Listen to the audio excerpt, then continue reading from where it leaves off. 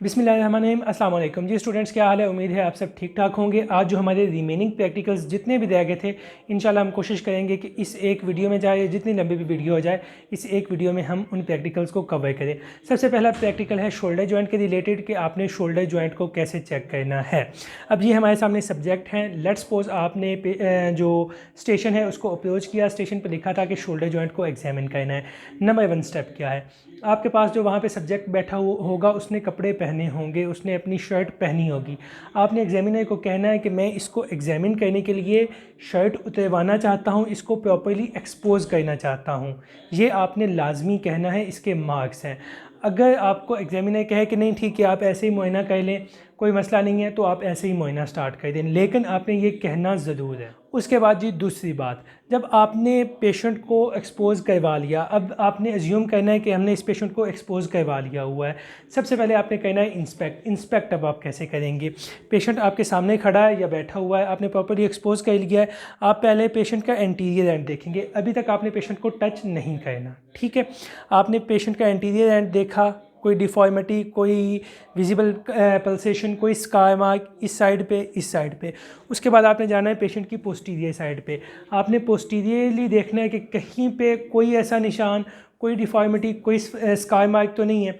जब आपने कंफर्म कर लिया कि हाँ कोई स्कार मार्क नहीं है, उसके बाद आप क्या करेंगे, उसके बाद वही काम जो हमने रिस्ट जॉइंट में किया था, आप पेशेंट से पूछेंगे कि आपको दोनों शोल्डर जॉइंट में से किसी में पेन तो नहीं है। अगर पेशेंट कहे कि मुझे लेफ़्ट वाले में पेन है, लेट्स सपोज, तो आपने पहले राइट को एग्जामिन करना है, आखिर पे लेफ़्ट वाले को एग्जामिन करना है। ठीक हो गया।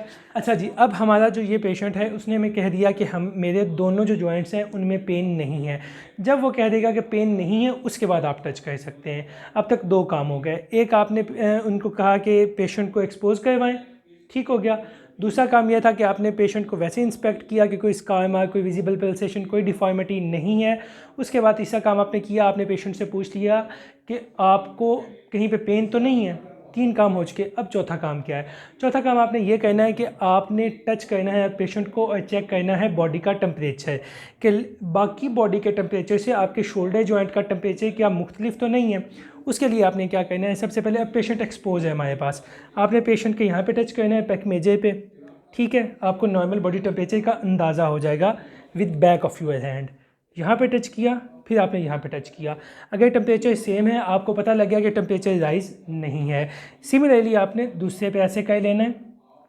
अब आपने चेक कर लिया कि यहाँ पे कोई टेम्परेचर राइज नहीं है, आपका जो इनिशियल था वो कंप्लीट हो गया। अब आपने आ जाना है मूवमेंट्स पे कि आपने एक्टिव मूवमेंट्स कैसे करवानी है, पैसिव मूवमेंट्स कैसे करवानी है। मूवमेंट्स में एक दफ़ा अगेन एक्सप्लेन कर देता हूँ। जो एक्टिव मूवमेंट्स होती हैं, लेट्स सपोज अब मैं इस पेशेंट को कहूँ कि आप ना अपनी जो अपना बाजू है उसको इस तरह मूव करें। अब ये मूवमेंट पेशेंट ने खुद की है, ये एक्टिव मूवमेंट होगी। अगर मैं इस पेशेंट को कहता हूँ कि आप अपना हाथ ढीला छोड़ दें, उसके बाद मैं खुद इसके बाजू को इस तरह मूव करवाता हूँ, तो ये पैसिव मूवमेंट है। ये डिफरेंस है एक्टिव मूवमेंट्स में और पैसिव मूवमेंट्स में।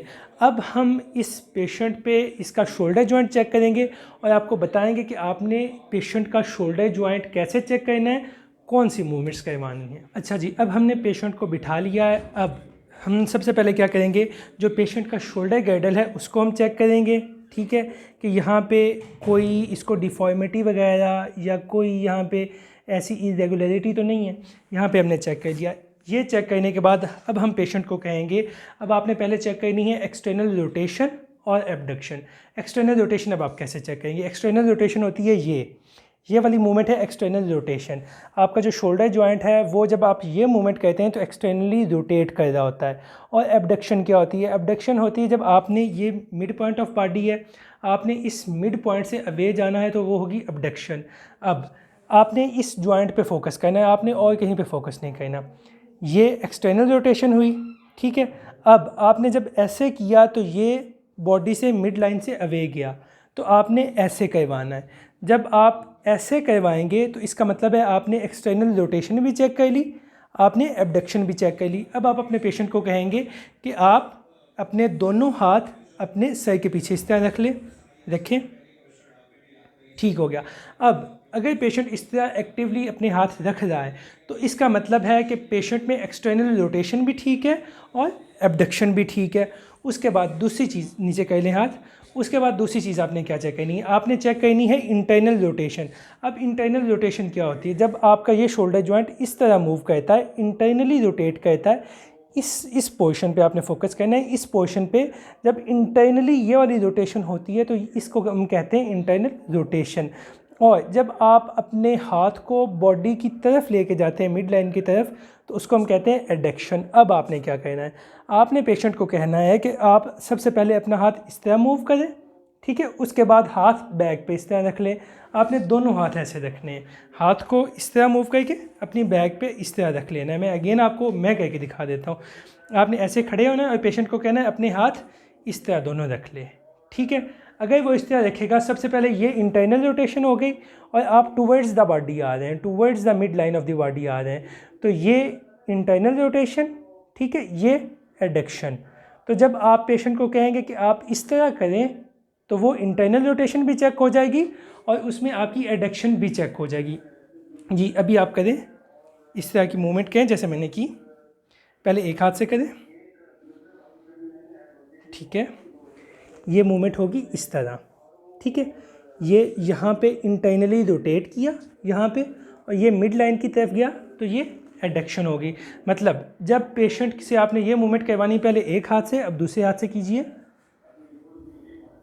ठीक हो गया।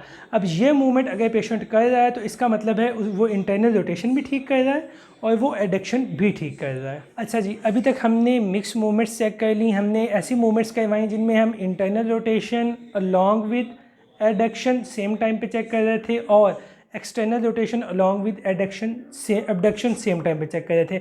अब हमने सबसे पहले चेक करनी है इस जॉइंट की फ्लेक्शन। फ्लेक्शन चेक करने के लिए हम पेशेंट को कहेंगे कि आपने जो अपना बाजू है वो इस तरह सामने उठा के ऊपर छत की तरफ लेके जाना है। उठाइए।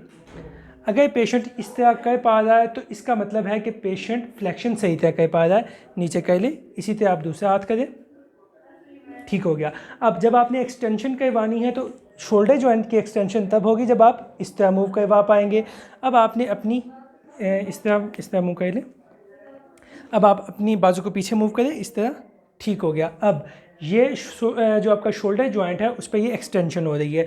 जब आपने फ्लेक्शन चेक करनी है, आपने पेशेंट को कहना है इस तरह अपने बाजू उठाए, ठीक है। जब एक्सटेंशन चेक करनी है तो अपने बाजू इस तरह पीछे की तरफ लेके जाए, ये एक्सटेंशन चेक हो जाएगी।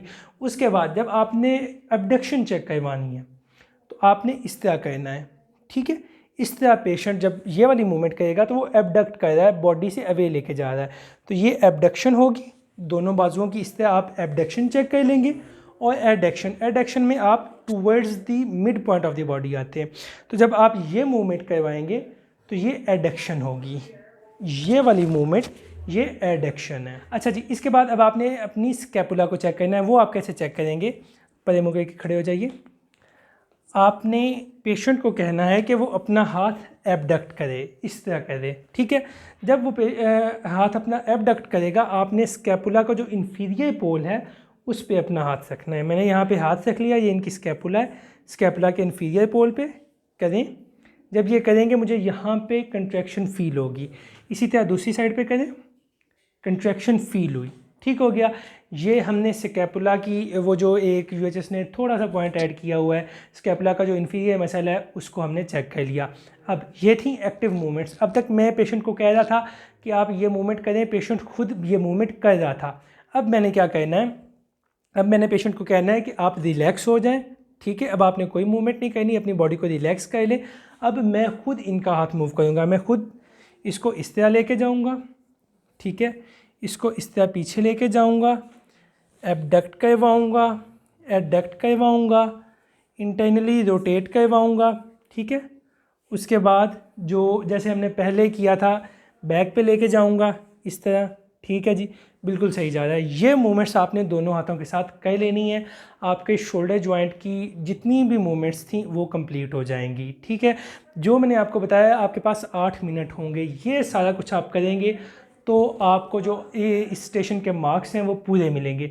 अगर आप दरमियान में से स्टेप्स मिस करना स्टार्ट कर देंगे तो जितने स्टेप्स मिस करेंगे एक एक नंबर हर स्टेप का आपका कटता जाएगा। एट दी एंड आपने पेशेंट का थैंक्स लाजमी करना है, पेशेंट का थैंक यू करेंगे। अगर आपने उसको एक्सपोज करवाया हुआ है तो उसको खुद कवर करेंगे। अच्छा, ये एक पॉइंट है, आपने पेशेंट को ये नहीं कहना कि आप अपनी शर्ट पहन लें या आप ये तौलिया अपने ऊपर कर लें, आपने खुद पेशेंट के ऊपर तौलिया करवाना है। ठीक है, ये इंपॉर्टेंट पॉइंट है। उसके बाद आपने पेशेंट का थैंक्स कहना है, थैंक्स कहने के बाद आपने अपना जो ऑब्जर्वर है उसकी तरफ जाना है और उसको सब कुछ एक्सप्लेन करना है।